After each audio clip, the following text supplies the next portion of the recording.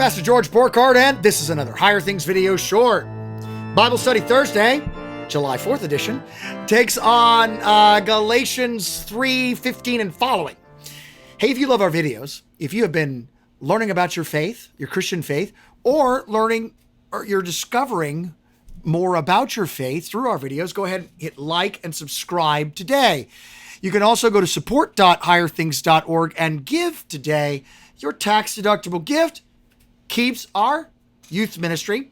It's a national youth ministry, which is all about passing on the faith to the next generation. We do it through magazines and publications and books and videos like this one, and even conferences. We have a summer conference going on right now in Chicago, my kind of town. And I'm there right now and here through the magic of the internet and advanced planning. Give today. Galatians 3:15. Remember, again, the argument that we've been working through is that there are two distinct messages to the Galatians. The message of works and earned and merit and deserve and law. And the message of gospel and faith and promise and justification. The way of the law is the way of sin and death. Do this and live, don't do and die. The way of the gospel is the way of forgiveness and mercy achieved by Jesus on the cross for you and delivered in his gifts. The law doesn't justify. By faith alone is man justified before God, just like Father Abraham. The just shall live by faith. And this gospel isn't, and this faith alone isn't merely a doctrine of the Old Testament. I'm sorry, of the New Testament. Of the New Testament. It's a doctrine of the Old Testament. Verse 15 of chapter 3.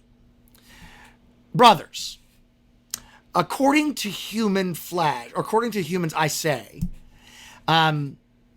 even with a diatheke is a testamentum, is a covenant.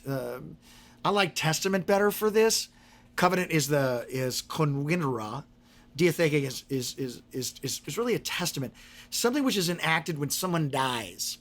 A testament is a covenant, which can be the same word, is a coming together of two equal things, convenera. But what Paul is talking about is more of a testament. Just as with a man-made testament, nothing is declared invalid or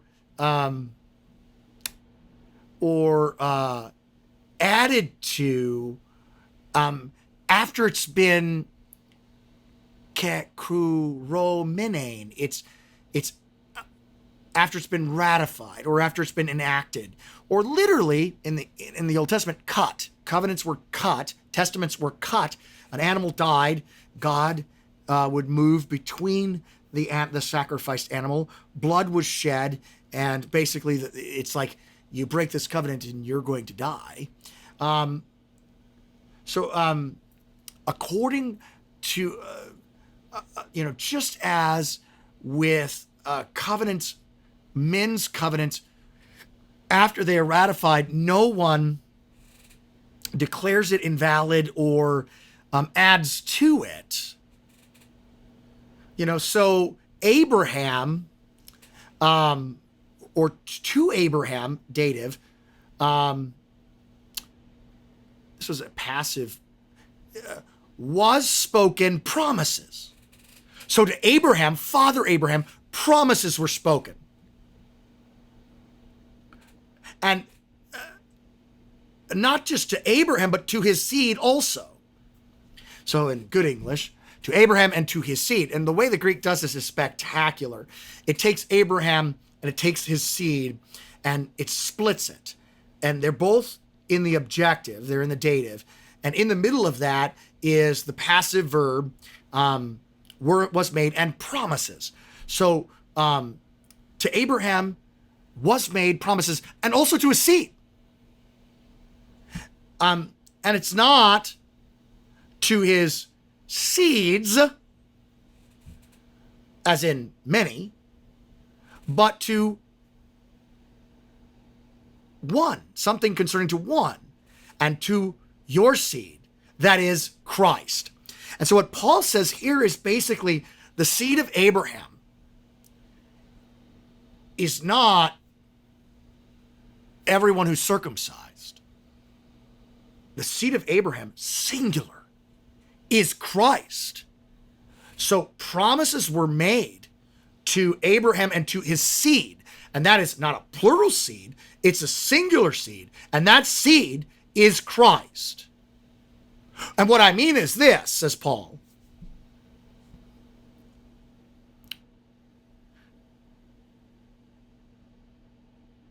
The covenant, having been ratified, it's a passive, previously by God, you know,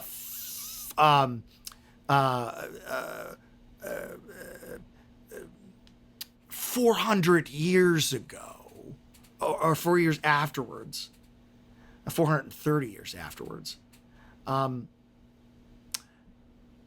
law,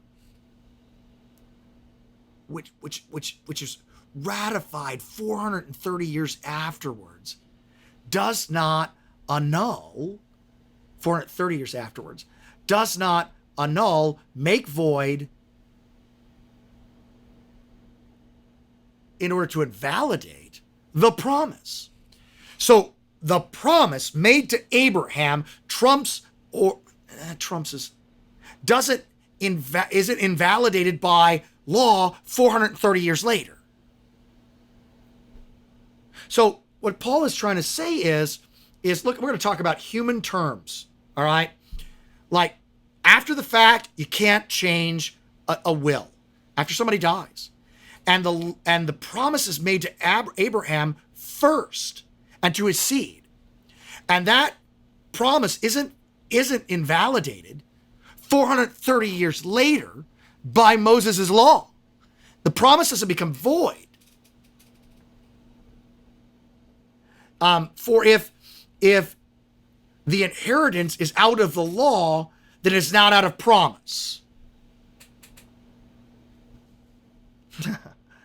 But God gave it to Abraham through a promise. And so, like, promise, remember, is gospel, and law and earn and 430 years ago comes afterwards. See, we sort of think of that it's law then gospel, Old Testament and New Testament. Paul says, no, there was a gospel promise made to Abraham and to his seed. And that doesn't get invalidated by something that happens 430 years later. For if the inheritance, the promise comes by means of law, then it no longer comes by promise. And God gave it to Abraham as a promise. But then he has to answer the question in verse 18, why then? Verse 19, why then the law?